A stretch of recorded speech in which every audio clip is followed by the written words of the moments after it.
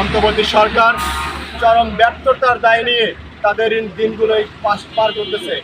বিপ্লবী সরকারের উচিত ছিলই তারা ক্ষমতায় বসেই প্রথম জুলাই হত্যাকাণ্ডের বিচারগুলো করা।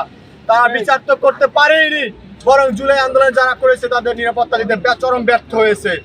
তারই ধারাবাহিকতা আমরা দেখেছি সাম্য পারভেজ থেকে শুরু করে জুলাই আন্দোলনের অন্যতম নায়ক উসমান হাদি ভাইকে ভারতীয় আগ্রাসনের মুখোমুখি হয়ে তাকে হত্যা শিকার হতে হয়েছে।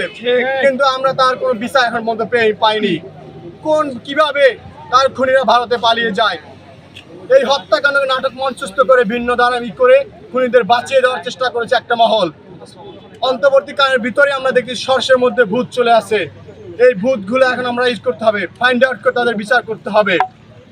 হাদি ভাইয়ের বিচার না হলে অন্তর্বর্তী সরকারকে এর চরম দায় নিয়ে ব্যর্থতার দায় নিয়ে তাদের ব্যর্থতা স্বীকার করতে হবে।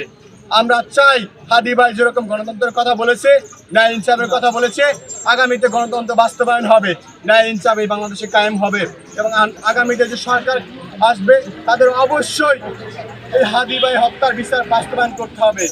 হাদি ভাই হত্যার বিচার সহ জুলাই আন্দোলনে যত হত্যাকাণ্ডের বিচার আছে, আবু সাইদ হত্যা থেকে শুরু করে সকল হত্যাকাণ্ডের বিচার এই বাংলার মাটিতে বাস্তবায়ন হবে।